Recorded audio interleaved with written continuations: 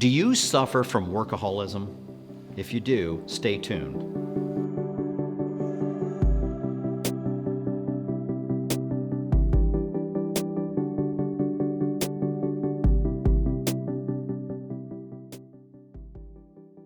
Workaholism has an antidote. It is called the Sabbath. God, in His wisdom, built in a natural rhythm to time.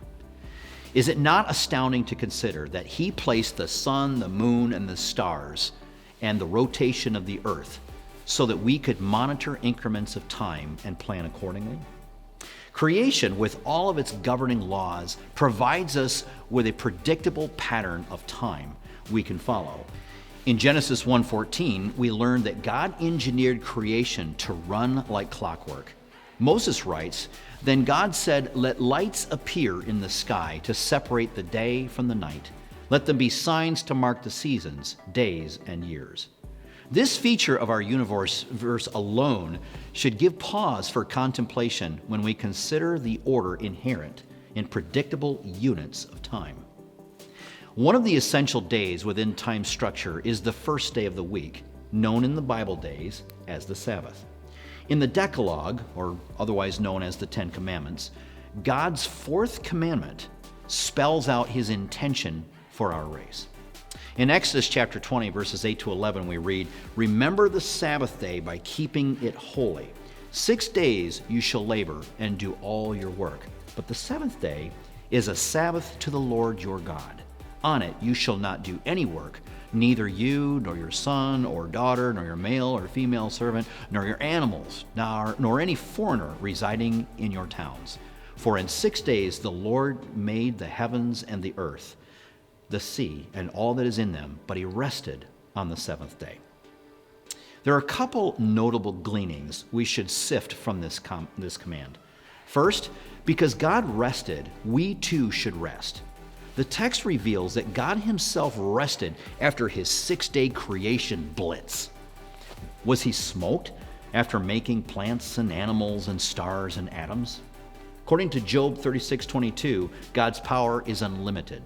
So no, He would not have required a nap after hanging our whole solar system in place in the Milky Way galaxy, or instilling a quack into a paddling of ducks.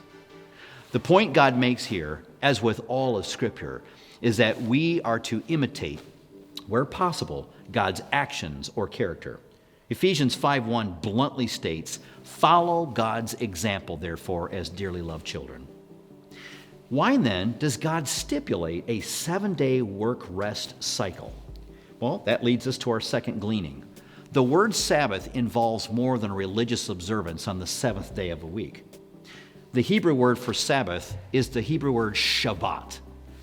In the Old Testament era, as well as observing Jews today, it has primarily referred to as the seventh day in a week-long cycle, typically beginning on Friday night and lasting until sundown Saturday night. It comes from another Hebrew word, Shavat, which simply means to rest. In other words, the cessation of work.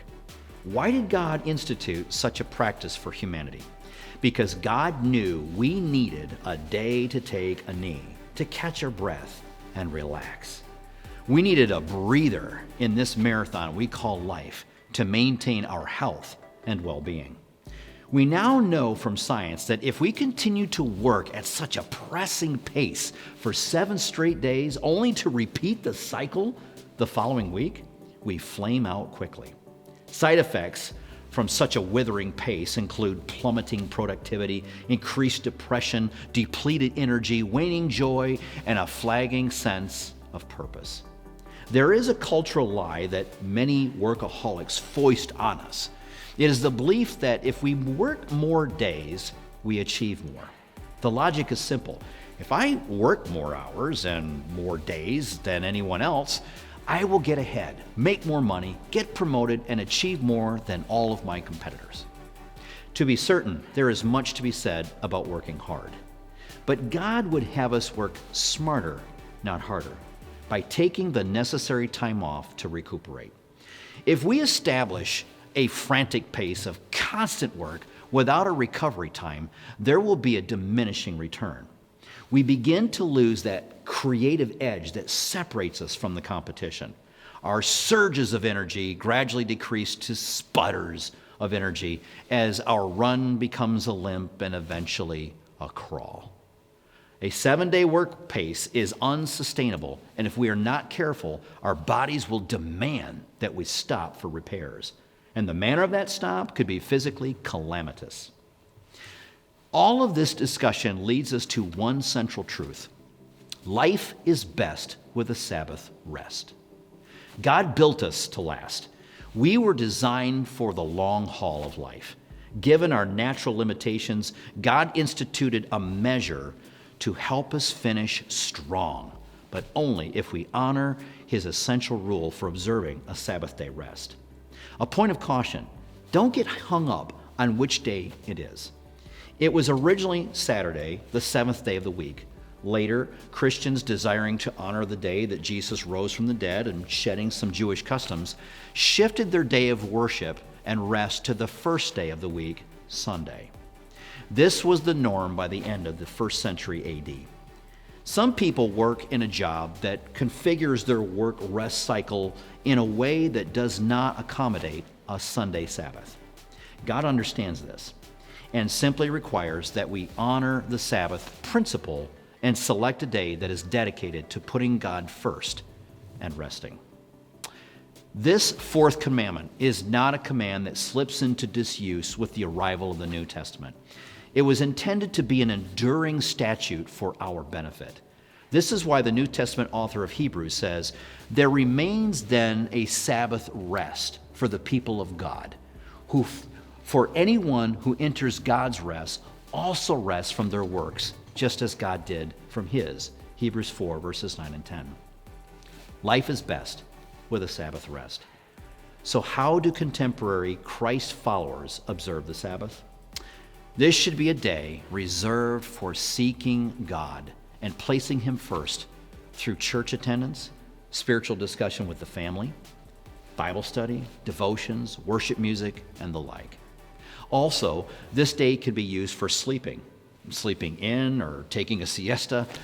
This day affords you the time to strengthen family relationships through some fun board games, curl up on the couch and watch a family movie together.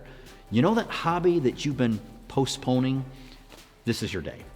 Some Sabbath days can be spent in the woods if you are a hunter. Just remember to include God in your thoughts as you line up a nice bead on Bambi.